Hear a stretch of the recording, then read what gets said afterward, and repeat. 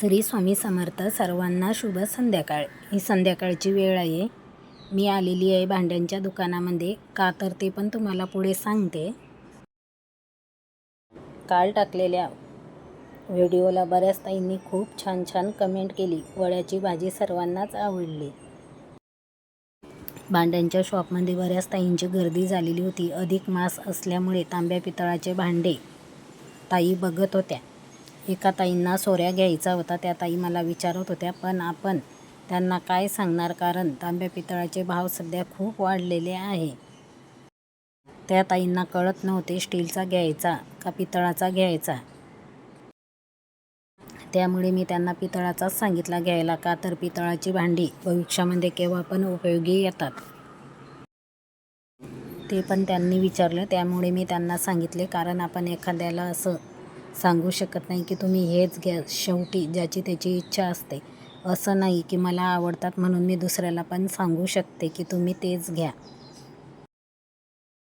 खूप दिवसापासून कुकरच्या झाकणाची कळी तुटलेली होती. त्याचा स्क्रू मला बसवायचा होता. तो बसवण्यासाठी मी भांड्यांच्या दुकानामध्ये गेलेली होती. कपडे धुण्यासाठी एक ब्रश घेतला. छोटासा एक चाकूसुद्धा मी घेतला.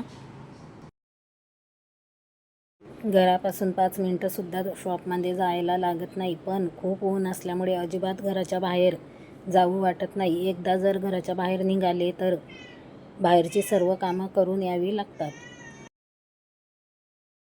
मी तरी सर्व कामं करून येते. कोण कोण माझ्यासारखं घराच्या बाहेर गेल्यावर कामं करून येतात ते सुद्धा मला कमेंटमध्ये नक्की सांगा बरं का ताईंनो. मी आणलेले आहे साडीसाठी फॉल अस्तर. पनीरची भाजी बनवण्यासाठी कांदा, टोमॅटो, आलं, लसूण, कोथिंबीर, टरबूजाच्या भिजत घातलेल्या बिया सर्व एकत्र वाटून घेतलं.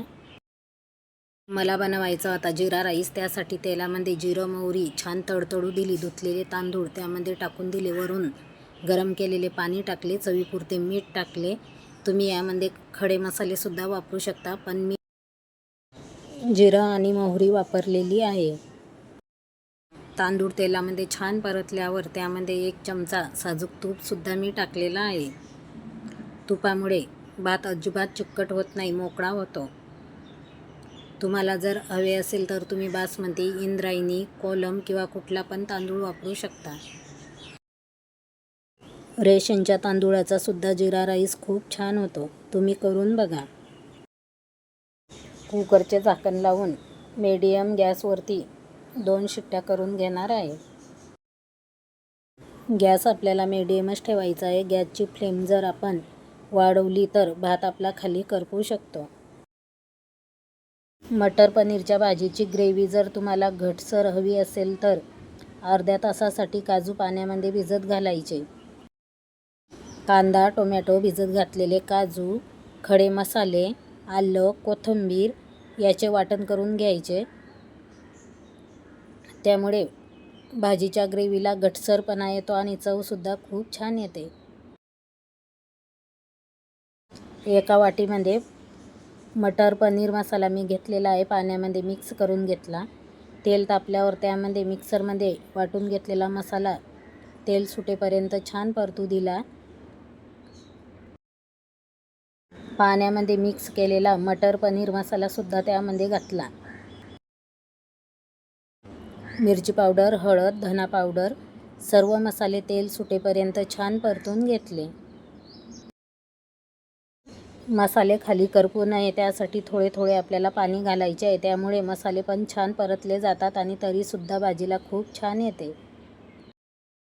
तुम्हाला जर आवडत असेल तर पनीर, मटर तुम्ही तेलामध्ये तळून घेऊ शकता.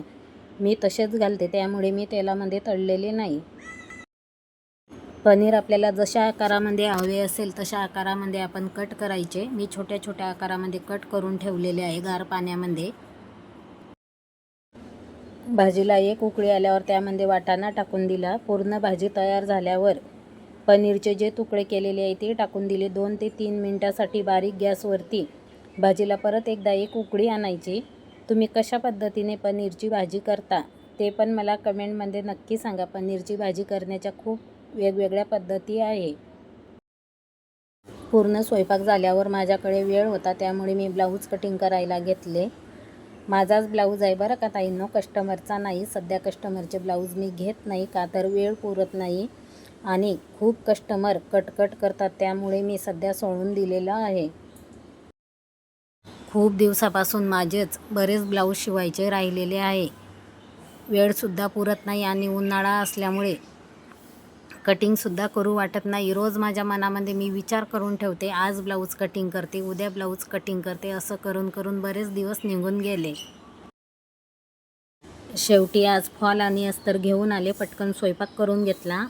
मिस्टरांसोबत छान गप्पा मारता मारता ब्लाऊजसुद्धा कटिंग करायला घेतला. जेवढी ब्लाऊजची उंची असेल त्यामध्ये 1 इंच वाढवते. छातीचा चौथा भाग त्यामध्ये 1.5 इंच वाढवते. जे कमरेचं माप असेल त्यामध्ये टक्ससाठी 1.5 इंच, टक्ससाठी 1 इंच, फिटिंगसाठी 1.5 इंच असं मी ब्लाऊजचं माप टाकते. तुम्हाला जर ब्लाऊजच्या मापाविषयी काही माहिती हवी असेल तर कमेंटमध्ये नक्की विचारा. साध्या ब्लाऊजची मी कशी मापं टाकते, कटोरीचा ब्लाऊज मी कसा कटिंग करते, सर्व काही तुमच्यासोबत शेअर करता येईल. गप्पा मारता मारता ब्लाऊजसुद्धा कटिंग करून झाले. वेळ कुठं निघून गेला अजिबात कळाले नाही. मुलांचे जेवण झालेले होते. जे काही स्वयंपाकाचे भांडे होते, स्वयंपाक दुसऱ्या भांड्यामध्ये काढून घेतला. बेसिंगमध्ये सर्व भांडे घासायला टाकून दिले आणि आमच्या दोघांना ताट वाढून घेतले. तुमच्या दादांना पनीरची भाजी अजिबात आवडत नाही, त्यामुळे त्यांनी त्यांच्यासाठी व म्याऊसाठी मासे आणलेले होते. माझ्यासोबत गप्पा मारता मारता त्यांनी माशांची भाजीसुद्धा केली. म्याऊलासुद्धा खायला दिले. 2 आहेत ना अजून, ती मागीन रात्री.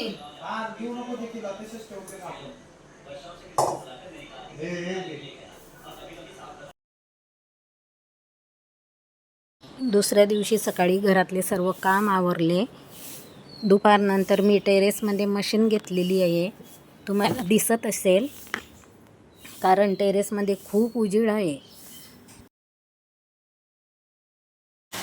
पण झालं काय ताईंनो, जेवढा उजेड आहे तेवढ्याच उन्हाच्या वाफासुद्धा खूप लागत होत्या, कारण बाहेर भरपूर ऊन तापतं.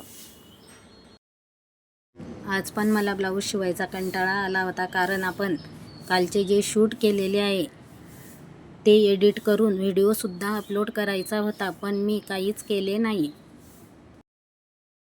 एकदा जर ब्लाऊज शिवायचा मूड आला तर मला असं वाटतं किती ब्लाऊज शिवावे आणि किती नाही, असं होतं माझं पहिल्यापासून.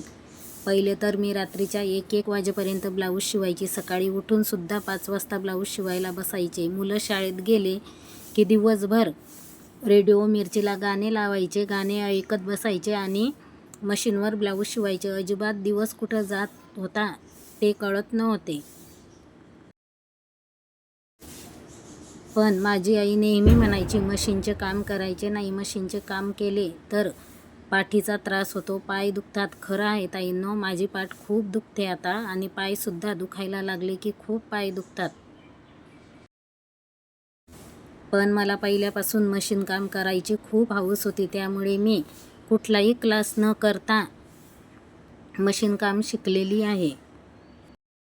आमच्या फॅमिलीमध्ये मशीन काम हे सर्वांना येतं, कारण एकमेकांचं बघून आम्हीसुद्धा शिकलेलो आहे. माझ्या लहानपणी ज्यावेळेस मी मामाकडे शाळेमध्ये होती त्यावेळेस आमच्या मामी ब्लाऊज शिकायच्या.